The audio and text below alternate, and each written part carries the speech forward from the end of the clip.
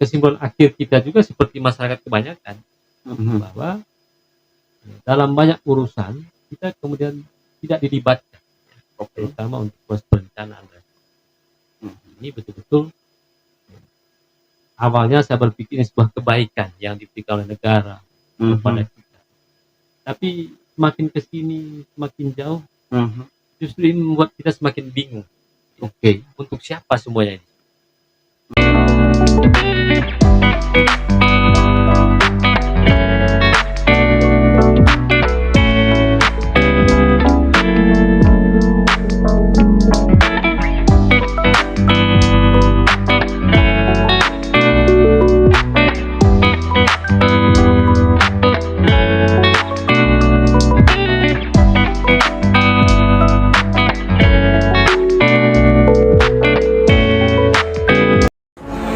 Teropong KLC, transparan dan terpercaya.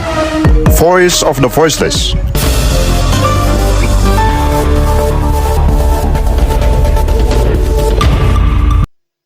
Halo, selamat malam. Salam jumpa lagi bersama saya, Placidus Asdiornai, yang juga tuan rumah, di acara podcast malam hari ini di tanggal 3 Juli 2023. Malam ini saya kedatangan tamu istimewa. Saya perkenalkan, di depan saya ada Pak Marcelinus Jeramon, sarjana ekonomi, yang juga adalah Wakil Ketua DPRD Kabupaten Manggarai Barat. Oke, kami berdua ucapkan selamat Hari Bayangkara ke-77 ya.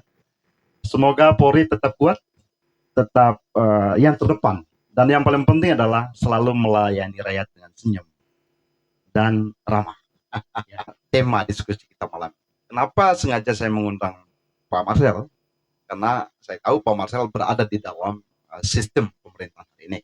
Ada di DPRD, sekalipun memang harus berkorelasi dengan pemerintah. Nah, saya ingin mendapatkan catatan kritis ya, dari Pak Marcel terkait tema ini. Nah, tema ini memang sedikit menggelitik banyak publik hari ini. Karena secara fakta mereka mengamati perkembangan dan kemajuan yang ada di sini. Tetapi lagi-lagi ada suara sumbang yang terjadi pada level publik. Lebih-lebih kepada soal kebijakan dan juga fungsi pengawasan DPRD terkait isu yang tadi. Nah, benarkah? Ini pertanyaannya, benarkah Manggarai Barat ini dalam genggaman kapitalis? Nah, saya kira Pak Marcel perlu menjelaskan dari kacamata lembaga Dewan Perwakilan Rakyat Kabupaten Manggarai Barat. Baik, pertama tentu saya berterima kasih kepada Bung Aziz karena mengangkat tema yang saya kira sangat aktual dan kontekstual untuk level kita di Manggarai. Betul. Nah, tentu ini soal besar yang ya kapasitas saya untuk bisa mengurai atau menjelaskannya secara perinci, kemudian juga rigid, detail, mungkin belum sepenuhnya bisa memuaskan publik. Tapi paling tidak bahwa karena posisi saya sebagai bagian dari pemerintahan ini, sebagai wakil ketua DPRD, tentu saya bisa menjelaskan sedikit terkait dengan tema yang secara de facto memang ya saya kira apa yang disampaikan oleh Bung Aziz dalam tema diskusi kali ini dalam genggaman kapitalis, saya kira ya semua masyarakat bisa melihat ya. Itu nampak dalam bangunan fisik, dalam klaim-klaim pengkaplingan wilayah ini wilayah itu. Ya, betul. Tapi kalau bicara secara de jure dan patokan kita, rujukan kita adalah dokumen-dokumen perencanaan yang dibuat oleh pemerintah daerah Kabupaten Manggarai Barat. Nah, ini tentu juga menjadi pertanyaan kami di lembaga DPRD. Betul. Bagaimana kemudian teman-teman DPRD bisa menjalankan fungsi pengawasannya, betul. Ya, untuk pembangunan yang didominasi oleh sektor privat tadi. Oke. Nah, tentu ya singkat cerita ya mungkin kesimpulan akhir kita juga seperti masyarakat kebanyakan, bahwa dalam banyak urusan kita kemudian tidak dilibatkan, terutama untuk proses perencanaan. Ini betul-betul awalnya saya berpikir ini sebuah kebaikan yang diberikan oleh negara kepada kita. Tapi semakin kesini, semakin jauh, justru ini membuat kita semakin bingung. Oke. Untuk siapa semuanya ini? Kemajuan kita dan pembangunan yang ada, untuk siapa? Betul. Itu pertanyaan Itu yang pertanyaan yang saya kira harus dijelaskan, harus dijawab.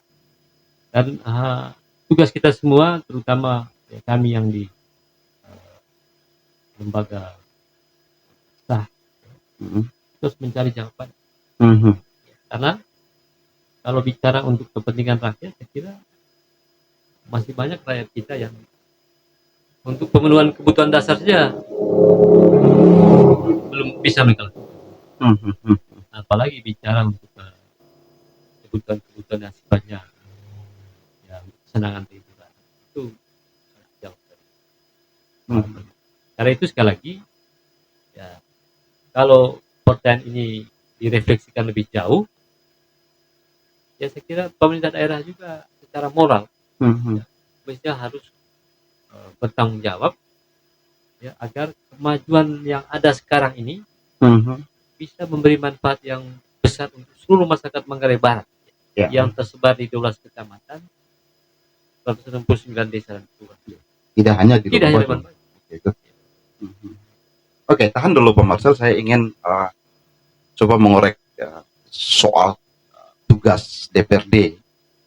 DPRD kan tentunya selalu berkoordinasi juga kepada pemerintah ya, kepada Pemda, dan juga beberapa kali juga melakukan koordinasi ke pusat tentunya, sehingga ada tugas ke Jakarta atau tempat lain.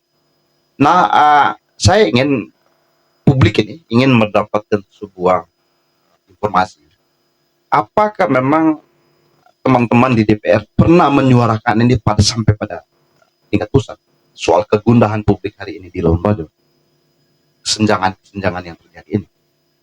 Ya, saya kira teman-teman DPRD sudah melakukan ya,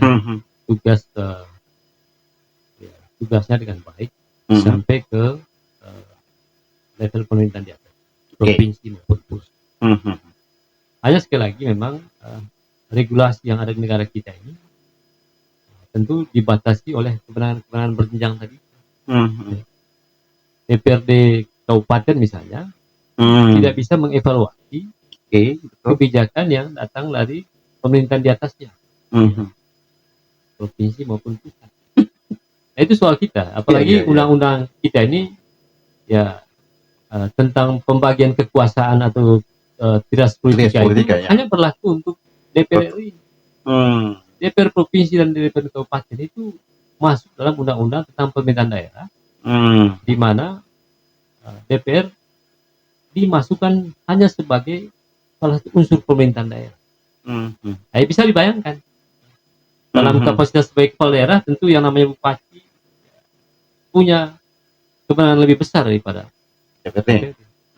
Beda kalau sistem pembagian kekuasaan itu seperti yang terjadi di pusat. Ya, maka teman-teman ya, bisa melakukan ya, fungsi pengawasan yang memang betul-betul tegas dan ya menyentuh hal-hal yang sifatnya substansi. Tapi yang ini ya, ambil contoh misalnya untuk kegiatan-kegiatan level nasional ya tidak pernah didiskusikan atau dibicarakan atau dibahas di lembaga DPR. Sama sekali.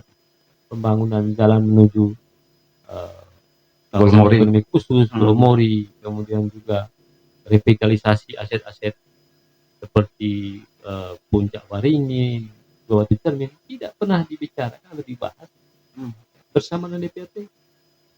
Padahal DPRD punya fungsi atau punya kewenangan untuk menentukan anggaran dan lain sebagainya, termasuk fungsi pengawasan. Artinya pada level ini fungsi koordinasi ini tidak berjalan. Tidak berjalan. Oke, tahan dulu Pak Marcel, saya ingin mengoreksi lagi tentang sesungguhnya memang kita tidak alergi dengan investasi. Kita tidak alergi dengan pengusaha-pengusaha besar yang datang menginvestkan bagian dananya ke Labuan Bajo. Tentu tidak. Tetapi yang kita inginkan sesungguhnya ada keadilan. Tidak hanya pada level pengusaha, pemerintah mau rakyat, apalagi ya kan, dan rakyat itu kan segala-galanya. Kita tidak hanya bicara kepentingan kelompok. Namun tampaknya kegundahan publik hari ini terlihat dan terpampang jelas di mata kita ini. Banyak sekali yang kita lihat kelompok tertentu dengan bendera tertentu, ya kan, beredar di Labuan Bajo. Rakyat tentu berharap sederhana saja. Oke, kita minta keadilan itu dalam bidang, contohnya teman-teman buruh butuh upah dinaikkan. Kan sekarang ini Pak Marcel, kita lihat upah ini masih upah minimum yang berlaku seluruh kabupaten kota yang ada di NTT, sebesar 2.050.000 kalau tidak salah. Nah, saya ingin Pak Marcel sebagai anggota dewan nih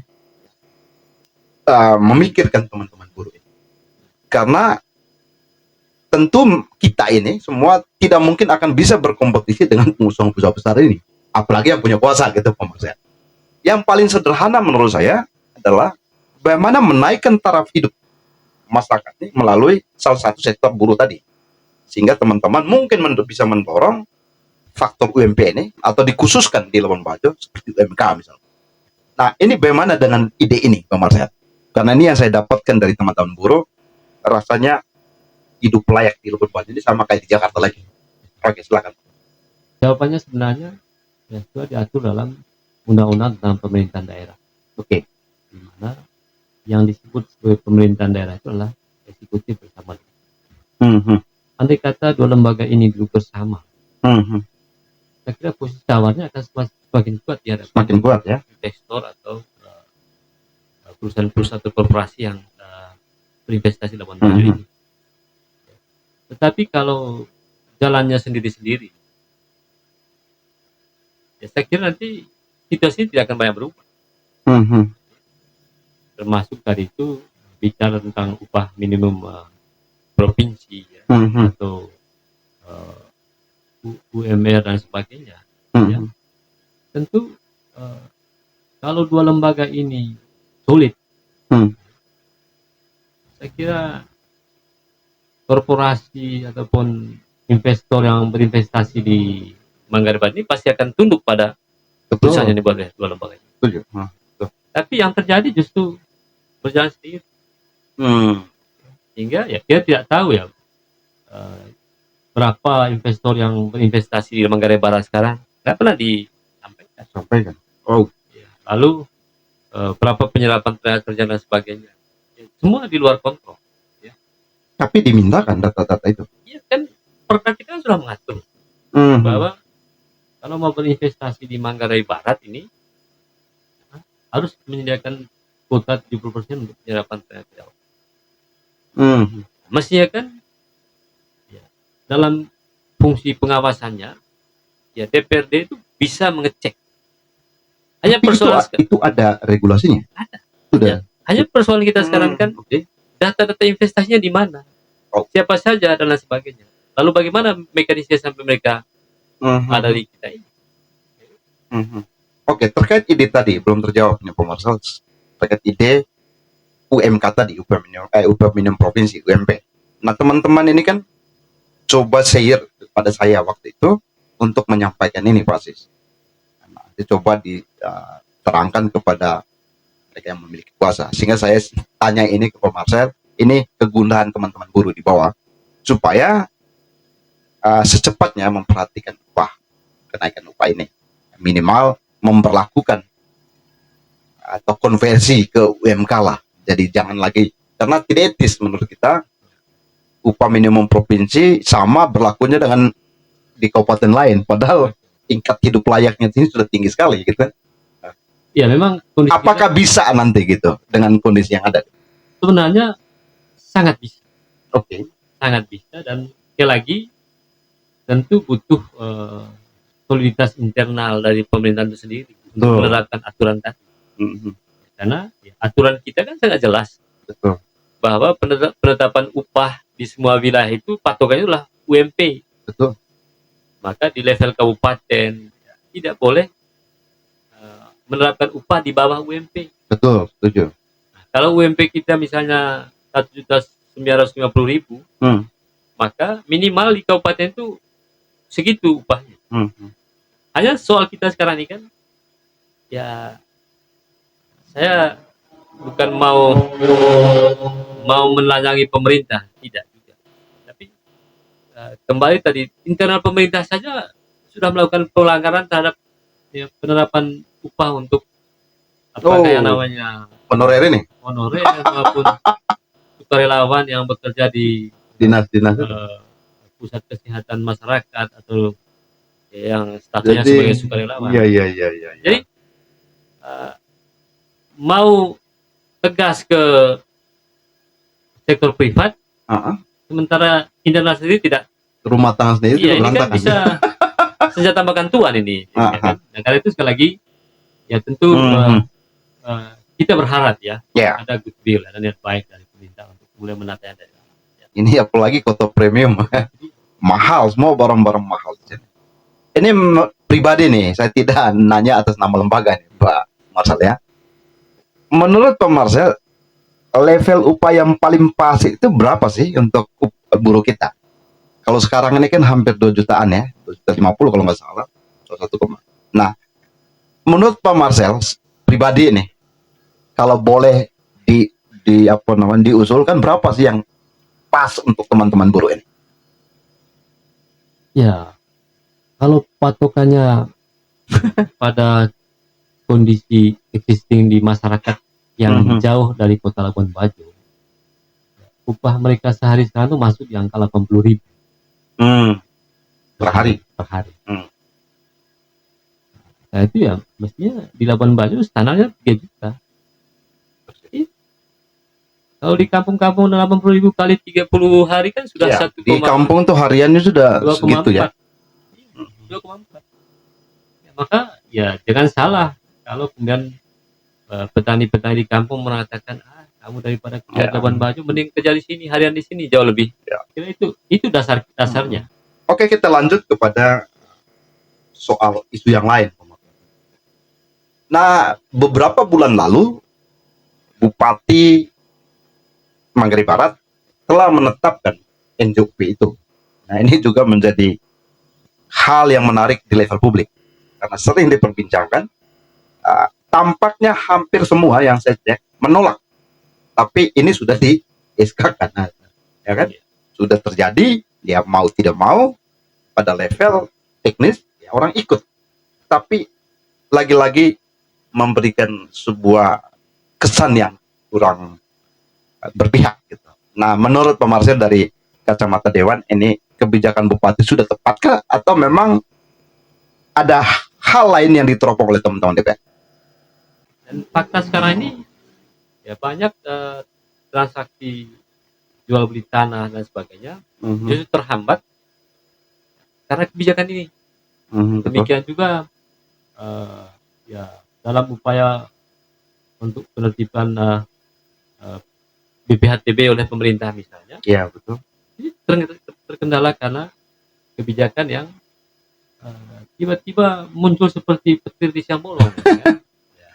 Kebijakan menaikkan NJOP ini itu sebenarnya upaya terselubung untuk memindahkan kelompok-kelompok masyarakat yang daya atau kemampuan ekonominya sangat terbatas bisa menempati wilayah. Karena sulit dibayangkan dari mana sumber pendapatan masyarakat nanti untuk membayar pajak dengan perhitungan atau rumusan nilai jual objek pajak baru tersebut. Nah, apakah ini opsinya ya, pasti orang lebih cenderung untuk lebih menjual saja daripada harus menanggung pajak. Betul. Ya.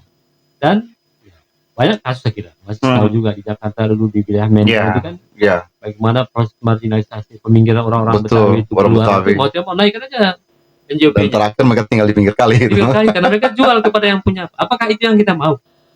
Orang-orang Asia Labuan Bajo ini menjual tanahnya kepada pemilik modal, lalu mereka sendiri tinggal di pinggir kali atau di jembatan. Tentu tidak kita harapkan seperti itu. Karena itu sekali lagi tentu lembaga DPRD waktu itu tetap menyarankan pemerintah untuk meninjau kembali kebijakan ini. Saya justru khawatir Pak Marcel, jangan-jangan ada modus operandi yang dimainkan oleh kelompok kekuasaan tertentu untuk kepentingan itu yang tadi bilang kapitalis itu. Nah ini dari Pak Marcel bagaimana? Itu karena saya menjadi bagian dari pemerintahan, bahwa saya tidak boleh berandai-andai. Iya. Tapi Menurut Pak Marcel, indikator ke arah sana saya kira ya.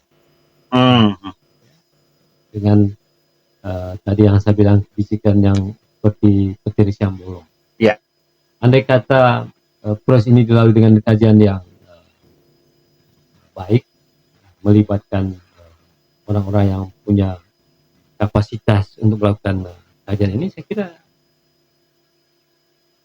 tidak masalah. Iya. Yang terjadi sekarang ini kan muncul begitu saja. Kan pertanyaan kita, hitungannya sampai begini dari mana? Dari mana, betul. Iya, kan? Tidak pernah juga Tidak di-share pernah kalkulasi disampaikan. cara perhitungannya. Iya.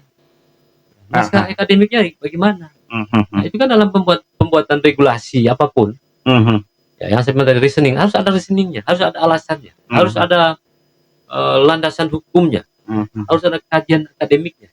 Itu standar dalam pembuatan sebuah regulasi. Yeah. Ini kok tidak ada, dirubah sesukanya saja. Yeah. Ya kan? Dan bahkan menabrak aturan yang lebih tinggi. Ya. Undang-Undang Nomor 1 Tahun 2022 tentang hubungan keuangan pusat dan daerah itu sama sekali ditabrak oleh peraturan bupati tentang NJP. Tapi sekali lagi memang dalam kapasitas kami, ruang DPRD itu untuk ikut membahas atau mengkritis ini ya pada level peraturan daerah saja. Kalau dalam bentuk peraturan bupati atau perkat dan peraturan kepala daerah, ya itu agak sulit. Karena itu domainnya bupati.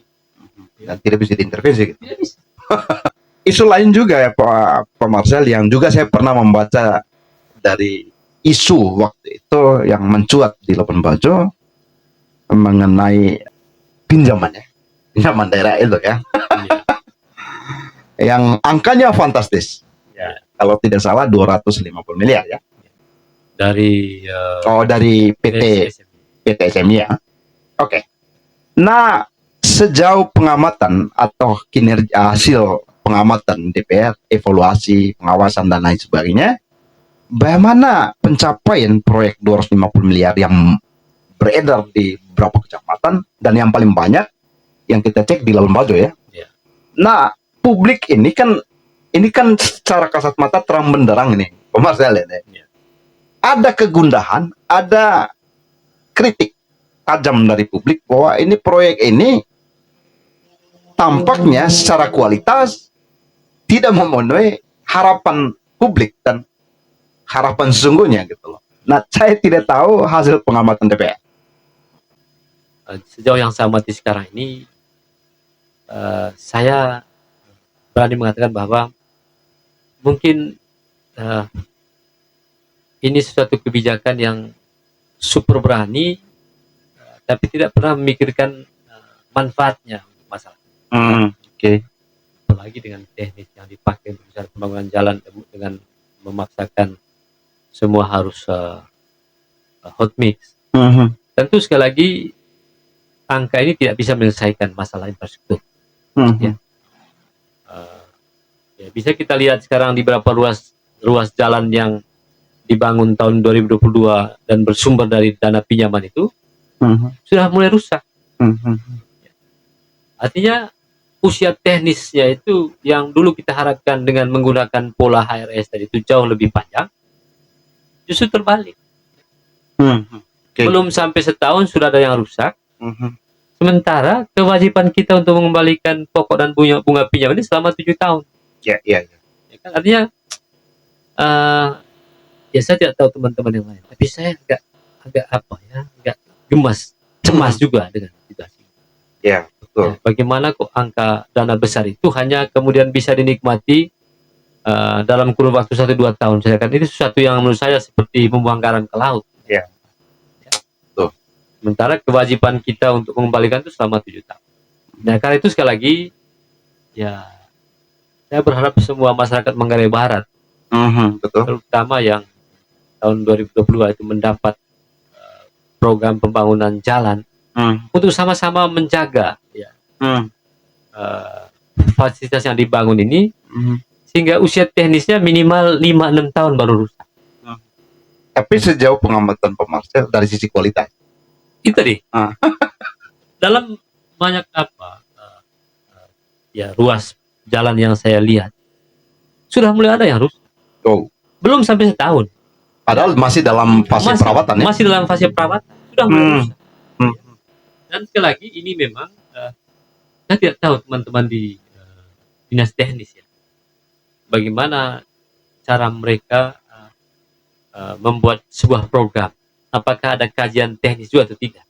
Ya. Karena ya sejauh yang saya tahu di mana-mana ya kalau mau membangun yang namanya infrastruktur jalan dengan menggunakan hotmix atau HRS itu ya minimal struktur di bawahnya sudah kuat.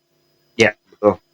Tapi yang terjadi di biasa di atas bahkan masih belum di tervot ya, belum dilakukan penguatan lapisan di bawahnya, dipaskan menjadi hotmix, akhirnya lewat mobil kecil saja yang di bawah 3 ton sudah rusak jalannya kan. Apalagi yang beratnya sampai 15 atau 18 ton ya tentu. Tapi sekali lagi tentu niat baik dari pemerintah untuk kita acungi jempol, tetapi ya tidak selamanya niat baik itu kan bisa dilakukan dengan cara-cara yang instan tadi itu. Ya, butuh kajian saya kira ya. Itu kira yang bisa tanggapi terkait dengan itu. Selebihnya saya kira ya teman-teman dari penegak hukum ya untuk ya menggunakan kewenangannya agar apa yang menjadi harapan masyarakat Manggarai Barat selama berpuluh-puluh tahun ini ya jangan sampai sia-sia. Betul. Apalagi sekali lagi ini dana pinjaman. Seluruh masyarakat Manggarai Barat secara moral punya kewajiban untuk mengembalikan pinjaman daerah dalam kurun waktu yang panjang 7-8 tahun. Naif kalau jalannya cuma hanya bisa dinikmati setahun atau 2 tahun. Catatan kritis publik, teman-teman jurnalis, teman-teman aktivis juga memberikan masukan dan saran, bahkan data yang diberikan kepada pemerintah itu sendiri maupun kepada pihak terkait seperti penegak hukum. Tapi uniknya nih Pak Marcel, temuan-temuan yang sudah dilaporkan itu justru tampaknya mengendap. Belum ada yang diproses, mungkin ada yang sudah diproses tapi tidak ada goalnya. Saya kira semua laporannya mungkin bukan tanpa alasan. Tapi uniknya ini kok luput ya gitu. Nah, kok tidak ada yang korupsi gitu? Apa memang jujur semua gitu? Pak Marcel. Ini pribadi nih. Saya nanya tentang pribadi bukan atas namanya, tapi secara teman saya mau tanya karena saya kira teman juga mantan jurnalis juga dulu ya. Kencang-kencangnya Betul. kejahatan itu berlari, suatu saat kebenaran itu pasti akan Iya. Dan saya kira betul. Ya andai kata benar yang sampai oleh Muasta itu mengendap, kemudian juga begitu banyak kasus, tapi tidak. Menurut saya suatu waktu pasti akan ya. Dan saya percaya betul dengan kerja dari penegak hukum kita yang ya walaupun pelan tapi pasti. Oke, kita sudah di penghujung diskusi. Sebetulnya masih banyak hal dan isu dan diskusi tema-tema yang menarik yang ingin kita bahas pada malam ini Pak Marcel. Tapi waktu kita terbatas. Pak Marcel tolong tutup diskusi ini dengan catatan Bernas dari Pak Marcel. Pemerintah itu tidak boleh alergi dengan kritik, juga tidak boleh gagap dengan teknologi seperti ini. Ya. Karena itu bagi saya kalau pemerintahan mau berhasil, dia tidak boleh berjalan sendiri. Dia harus bisa merangkul semua stakeholder. Karena membangun suatu wilayah atau menghadirkan apa yang disebut bonum komune itu tidak bisa dilakukan sendiri oleh satu orang lalu terlibat, perlu kerjasama. Nah karena itu ya saya selalu membuka diri terhadap kritik maupun ajakan teman-teman untuk berdialog, berdiskusi atau menyampaikan program-program yang dibuat maupun yang akan dibuat oleh pemerintah. Nah, saya kira tujuannya sekali lagi ya, demi kebaikan. Ya, zaman kita ini sekarang ini zaman yang sangat terbuka, zaman yang perlu mengajak partisipasi semua stakeholder. ya untuk membangun suatu wilayah, apalagi Kabupaten Besar Manggarai Barat ini.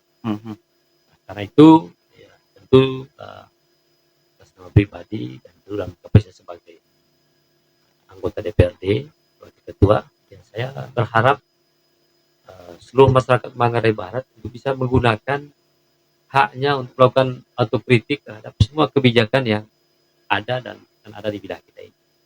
Ya, karena sekali lagi satu lembaga tidak bisa memonopoli kebenaran atau kebaikan, butuh banyak orang. Nah, saya kira ini poin saya. Ya, kalau pemerintah berbuka diri, memberi ruang pada siapapun untuk melakukan diskusi, saya kira banyak hal baik yang akan muncul di daerah. Ya, saya yakin dan percaya ya, bupati dan wakil bupati sekarang ini mungkin sibuk, tapi menurut saya harus diatur waktu juga untuk berdialog. Setuju. Nah, perlu meminta pendapat publik tentang kinerja atau output dari apa yang sudah mereka lakukan selama menjabat kurang lebih 3 tahun. Saya kira itu poin saya. Saya kira dialog kita juga mudah-mudahan juga bisa dilihat ya sebagai sebuah catatan bagi mereka bahwa inilah masukan publik. Nah, terima kasih banyak. Terima kasih Pak Marcel ya sudah menepati janji untuk di podcast. Ya, saya berterima kasih untuk kedatangannya. Editor, kameramen juga ucapkan terima kasih. Semoga pertemuan ini tidak sekali ini aja, tetapi kita akan bertemu lagi pada isu yang berbeda. Mungkin isu yang paling aktual nanti, seriuskah seorang Pak Marcel maju menjadi Bupati Manggarai Barat? Oke, terima kasih banyak. Sampai jumpa Pak Marcel.